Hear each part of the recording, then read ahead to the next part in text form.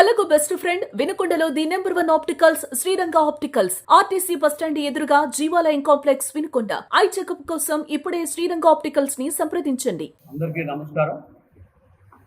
నా పేరు సందోలి సత్యనారాయణ. నేను పల్నాడు జిల్లా పిడుగురాళ్ళలో ఉన్నాను. పిడుగురాళ్ళ చెందినవాడిని. నేను మొట్టమొదట్లో పల్నాడు జిల్లాలో చింతపల్లి గ్రామంలో పుట్టాను. తర్వాత మా నేటివ్ ప్లేస్ నగరికల్లు. తర్వాత మా నాన్నగారు వాళ్ళ వ్యాపార కారణాలతో పిడుగురాళ్ళు షిఫ్ట్ అయ్యారు. పిడుగురాళ్ళ చాలా కాలం నేను ఉన్నాను, వ్యాపార రంగంలో ఉన్నాను.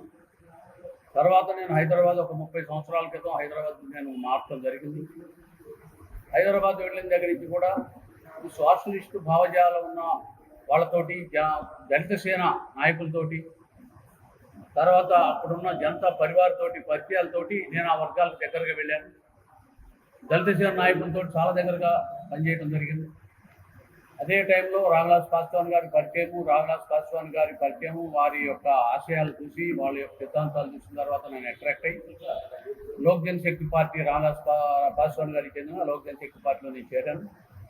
చేరిన తర్వాత నేను వివిధ స్థాయిల్లో పనిచేశాను. నేను హైదరాబాద్ సిటీ ప్రెసిడెంట్ చేశాను ఆ పార్టీకి. ఉమ్మడి ఆంధ్రప్రదేశ్లో రాష్ట్ర ప్రధాన కార్యదర్శి చేశాను. తర్వాత మన స్టేట్ బైఫర్కేషన్ తర్వాత పాస్వాన్ గారు నా మీద నమ్మకంతో మనకు ఆంధ్రప్రదేశ్ అధ్యక్షుడిగా అవకాశం ఇచ్చారు. నాకు అవకాశం ఇచ్చేటప్పుడు కూడా ఆయన ఎస్సీ నాయకుడు, నేషనల్ లెవెల్ ఎస్సీ నాయకుడు. నేను ఓసీనైనా కానీ నా మీద నమ్మకంతో ఎస్సీ ఎస్టీలను పట్టుకొస్తాడు సత్యనారాయణ అన్న నమ్మకంతో నన్ను పిలిచి ప్రేమతో నాకు ఈ పోస్ట్ ఒప్పచెప్పారు. ఒప్పచెప్పిన దగ్గర నుంచి కూడా నేను అంచెలంచెలుగా పనిచేస్తూ అన్ని జిల్లాల్లో కమిటీలు వేస్తూ నేను బలమైన నాయకత్వాన్ని గుర్తించి ఎస్సీ ఎస్టీ నాయకులు ఎక్కువ భాగం మా దానిలో నాయకులుగా ఉన్నారు. అందరినీ కూడా కలుపుకుంటూ ఎస్సీ ఎస్టీలు మైనార్టీలు కూడా చక్కగా మాతో పనిచేస్తున్నారు. మైనార్టీ నాయకులు అన్ని స్టేట్లో కూడా మా పార్టీకి అండదండలుగా ఉన్నారు.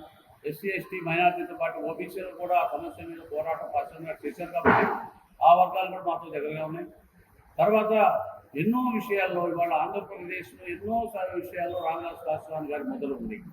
ఒకప్పుడు భూస్వామి వర్గాల చేతిలో దారుణ దేశాలు ఎన్నోసార్లు ఆయన పర్యటించి వాళ్ళకి అండదండలు ఉండి ఢిల్లీలో ఎస్సీ ఎస్టీ అట్రాసిటీ యాక్ట్ చట్టం కావడానికి ఆయన విపరీతమైన కృషి ఆ చట్టం రావడానికి ఆయనే కాల్చయ్యారు. ఆ చట్టం వచ్చిన తర్వాత మీ అందరికీ తెలుసు, ఎస్సీ ఎస్టీ అట్రాసిటీ యాక్ట్ రాకముందు ఏంటి, ఆ యాక్ట్ వచ్చిన తర్వాత ఏంటనేది ఎస్సీ ఎస్టీలో మార్పు మీరు గమనించి ఉంటారు. ఎస్సీ ఎస్టీలో ఒక ఆత్మస్థైర్యం వచ్చింది ఆ చట్టం వచ్చిన తర్వాత. ఇంతకుముందు ఎవరైనా ఏదైనా అనేవాళ్ళు, వాళ్ళని అనే పరిస్థితి లేదు.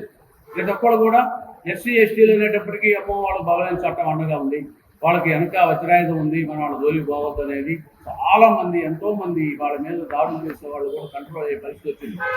కారణం రామదాస్ పాస్వాన్ గారు వాళ్ళు ఒక్కటి చేయటమే కాకుండా ఎప్పుడైతే రిజర్వేషన్ వల్ల అగ్ర కులాల్లోని పేదలు నష్టపోతున్నారు అనేది గుర్తించాడు ఆయన. మేము పార్టీ పరంగా ఎన్నోసార్లు సమావేశాల్లో ఆయనతో కలిసినప్పుడు మేము ఆయన దృష్టి తీసుకెళ్ళాను. నేను కూడా సార్ ఇవాళ నేను ఎస్సీ ఎస్టీలతో పనిచేస్తున్నాను, మీ పార్టీ సిద్ధాంతాల ప్రకారం నేను, ఎందుకంటే అందరికీ అవకాశాలు రావట్లేదు, దానిలో కూడా సరిపోవట్లేదు. వాళ్ళకి రిజర్వేషన్ ఎందుకు సరిపోవట్లేదంటే చదువుకున్న వాళ్ళు బాగా చదువుకున్నారు, వాళ్ళకి ఒక మాదిరి మార్కులు వచ్చే వాళ్ళు సీట్లు ఇప్పుడు రావట్లేదు.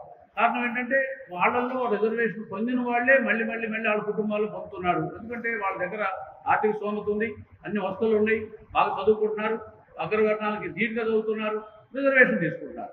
అట్లాంటి వాళ్ళు దయచేసి నేను ఒక అగ్రకులంలో ఉండి నేను మీకు చెప్పడం అనేది సలహాలు. అదే ఒక రాజకీయ పార్టీలు నేను తిరుగుతూ ఉంటే, అన్ని ఊర్లు తిరుగుతూ ఉంటే ఎస్సీ సోదరులు ఎస్టీ సోదరులు నా దృష్టిని తీసుకెళ్ళి నా దగ్గరికి చెప్పి ఇంత జరుగుతుంది సార్, మాకు రిజర్వేషన్ ఏంటంటే మీరు రిజర్వేషన్ ఉందంటారు ఎక్కడ సార్ అనే మాటలు విని నేను ఏది కూడా నేను ఒక విన్నపం చేస్తున్నా అంతే. ఎట్లంటే మీరు ఎవరైతే రిజర్వేషన్ పొందిన తర్వాత ఉన్న స్థితికి వచ్చారో మీరు మీ అంతటి మీరే వాలంటీర్గా మీ కింద వాళ్ళకి అవకాశం ఇచ్చేట్టుగా మీరు హెల్ప్ చేయాలని నేను ఒక రిక్వెస్ట్ చేస్తున్నాను. తర్వాత అగ్ర కులాల అందరికీ కూడా అపోహ పోగొట్టుకోవాలి మీరు. ఎందుకంటే అగ్ర కులాల వాళ్ళకు రిజర్వేషన్లో నష్టం జరిగిందనేది తాత్కాలిక జరిగి ఉండవచ్చు కాక, కానీ ప్రస్తుతం ఈబీసీ కోటా వచ్చినాక ఆ మాట అనే రైట్ మనకు లేదు. EBC quota because of Ramdas Paswan పార్లమెంట్లో చట్టమైన తర్వాత కోటా ఉంది. ఈబీసీ కోటాలో ఎవరైనా ఎలిజిబిలిటీ ఉన్న వాళ్ళు అప్లై చేసుకోండి. మీరు కనుక ఈబీసీ కోటాలో కనుక మేము ఎలిజిబుల్ అండి, మాకు సీట్ రాలేదంటే మా దృష్టి తీసుకురండి, ఖచ్చితంగా మేము హెల్ప్ చేస్తాం. మా స్టేట్ ఆఫీసు మంగళగిరిలో ఉంది, రాజధానిలో ఉంది, మీరు ఎప్పుడైనా రావచ్చు. ఇక్కడ పల్నాడు జిల్లాలో విజయ్ కుమార్ గారు అధ్యక్షులుగా నియమించబడ్డారు. పల్నాడు జిల్లా వ్యాప్తంగా ఆయన పర్యటనలు చేస్తున్నారు. పల్నాడు జిల్లాలో ఏ సమస్య ఉన్నా ఓబీసీలు, ఈబీసీలు, తర్వాత ఎస్సీ ఎస్టీలు ఎవరైనా సరే మైనార్టీలు మనకు విజయ్ కుమార్ గారిని సంప్రదించవచ్చు. ఆయన మంచి అడ్వకేటు, మంచి నాలెడ్జ్ ఉంది, యాక్టివ్ యువకుడు, బాగా వర్క్ చేస్తున్నారు పార్టీకి. భవిష్యత్తులో రాబోయే రోజుల్లో మేము లోకల్ బాడీ ఎలక్షన్లో కంటెస్ట్ చేయబోతున్నాం. 29 ఎలక్షన్లో ఖచ్చితంగా అన్ని పార్లమెంటు, అసెంబ్లీ స్థానాలు పోటీ చేయాలని మేము ప్లాన్లో ఉన్నాం. ఈబీసీలు అందరూ అగ్ర కులాలు, ఈబీసీలు అందరికీ లోక్ జనశక్తి పార్టీ అండగా ఉంటుంది. ఇప్పుడు దాకా పెత్తనం చేస్తున్న తమ్మారెడ్డి కులాల చేతుల్లోనే కాకుండా రాజకీయ పెత్తనం మనం కూడా తీసుకుందాం. మనం రాజ్యాధికారం కావాలి, మనకు కూడా తమ్మారెడ్డి నాయకులే కాదు, మనకు కూడా మన రాజ్యాధికారం వస్తే మనం కూడా రూలించే సత్తా మనకుంది. కాబట్టి అందరూ కూడా లోక్ జనశక్తి పార్టీలో చేరి మా పార్టీకి మీరు అండదండలు ఉండి పార్టీని నిర్మాణాలు సహకరించాల్సిందిగా నేను కోరుతాను.